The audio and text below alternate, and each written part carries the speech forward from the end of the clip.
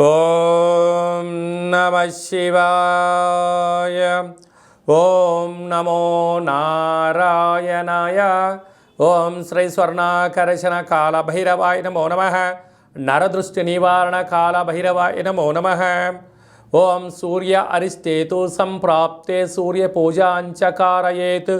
సూర్య ధ్యానం ప్రవక్ష్యామి ఉపశాంతయే. హరి ఓం. మా ఛానల్కి స్వాగతం. చూస్తున్న వీక్షకులకు, ప్రేక్షకులకు, ప్రియ కాళభైరవ భగవద్బంధులకి స్వాగతం పలుకుతూ మమ్మల్ని ఎంతగానో ఆదరిస్తూ ఉండబడినటువంటి ప్రియ సోదరీమణులకు అందరికీ కూడా, సనాతన ధర్మ వీక్షకులకు, సంరక్షకుల అందరిపైనను రథసప్తమి అనగా సూర్యుడి యొక్క జయంతి సందర్భంగా అందరికీ నిండు నూరేళ్ల ఆయురారోగ్యాలను ప్రసాదించాలని సూర్య భగవానుని వేడుకుందాం. ద్వాదశ రాశుల్లో గ్రహ గమనాన్ని ఒకసారి వీక్షింపచేద్దాం.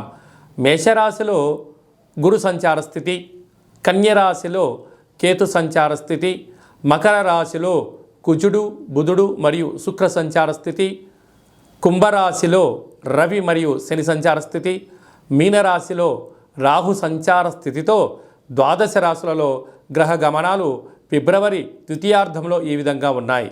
రథసప్తమి సందర్భంగా మేషరాశి వారికి ఎలాంటి విధి విధానాలు పాటించాలో ఈ వీడియోలో సవివరంగా సంపూర్ణంగా తెలుసుకుందాం. మేషరాశిలో ఏ నక్షత్రాలు వస్తాయనగా అశ్విని నక్షత్రంలోని 4 పాదాలు, భరణి నక్షత్రంలోని 4 పాదాలు, కృత్తికా నక్షత్రంలోని 1 పాదం కలిపితే మేషరాశి. చాలామందికి పుట్టినటువంటి కాల సమయంలో డేటా బర్త్లో లేనటువంటి కారణం వలన పేరు యొక్క మొదటి అక్షరాన్ని అనుసరిస్తూ ఆ రాశిని తెలుసుకునే ప్రయత్నం అవుతుంది. అవి ఏ అక్షరాలు ఒకసారి పరిశీలన చేద్దాం. చు, చే, చో, లా, లీ, లు, లే, లో, ఆ అక్షరాల వారందరూ కూడా మేషరాశి జాతకులే. మేషరాశికి అధిపతి కుజుడు. ఈ రథసప్తమి సందర్భంగా రాశాధిపతి కుజుడు అవ్వడం వలన విశేషంగా సూర్యభగవానునికి ఎరుపు ఒత్తులతో దీపం పెట్టడం, ఎరుపు వస్త్రాలు ధరింపచేసుకోవడం, గోధుమలతో కూడుకున్న ఆహారాన్ని, చక్కెర పొంగలని సూర్యనారాయణునికి ఆహారంగా నైవేద్యంగా ఏర్పాటు చేసి భక్తులకు ప్రసాదంగా పంచడం వలన సంపూర్ణ ఆయురారోగ్యాలు, భూమికి సంబంధించిన వివాదాలు తొలగిపోతాయని చెప్పి గమనించాలి.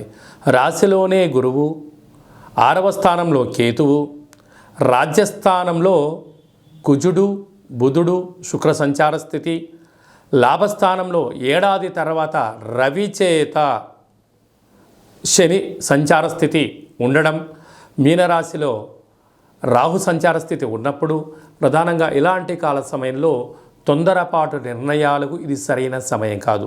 వృత్తులలో, ఉద్యోగాల్లో, వ్యాపారాలలో స్వల్పమైనటువంటి ఆటంకాలు ఉండినను మనోధైర్యంగా ఉండగలిగినట్లయితే మౌనం ఆరోగ్యం అన్నట్టుగా ఇలాంటి కాల సమయంలో మౌనమే మీకు ఆరోగ్యము, ధ్యానమే ప్రశాంతత, దానమే మీకు అదృష్టము, యోగాన్ని కలిగిస్తుందని చెప్పి గమనించాలి. ఎందుకనగా లాభస్థానంలో శని భగవానుడి చేత రవి చేత శని కలిసి ఉండడం వల్ల వీరిద్దరూ తండ్రి కొడుకులతో అవుతారు. కనుక ధనపరమైనటువంటి స్వల్పమైనటువంటి విభేదాలు వచ్చే అవకాశాలు ఉన్నాయి. కనుక ఫిబ్రవరి ద్వితీయార్థంలో, తృతీయార్థంలో వీరికి ప్రభుత్వ ఉద్యోగ ప్రయత్నం చేసేవారికి చాలా యోగదాయకం. కనుక ప్రభుత్వ అధికారులతో కానీ, బంధువులతో కానీ, మిత్రులతో కానీ, స్నేహితులతో కానీ వాగ్వివాదాలకు దూరంగా ఉండండి. ఎదుటి వ్యక్తులు ఏదైనా చెప్తే వినే ప్రయత్నం చేయండి. విన్న తర్వాత దాన్ని అర్థం చేసుకొని మాట్లాడగలిగితే మీకు ఉన్నతమైన బంగారు భవిష్యత్తు రోజులకు మీరే కేంద్ర బిందులు అవుతారు. వ్యవసాయ సోదరీమణులకు, సాఫ్ట్వేర్ హార్డ్వేర్ ఉద్యోగస్తులకు, స్వయం వృత్తులు, సేవా రంగాల వారందరికీ ఇది చాలా మంచి కాలము అని చెప్పి గమనించాలి. అందరిపైనను కాళభైరవ స్వామి యొక్క ఆశీస్సులు, అసితాంగ కాళభైరవ స్వామికి ఆశీస్సులు ఉండాలని కోరుకుంటూ ఆశీర్వచనం. ఓం కాళకాలాయ విద్మహే కాళాతీతాయ ధీమహి తన్నో శ్రీ స్వర్ణాకర్షణ కాళభైరవ ప్రచోదయాతు.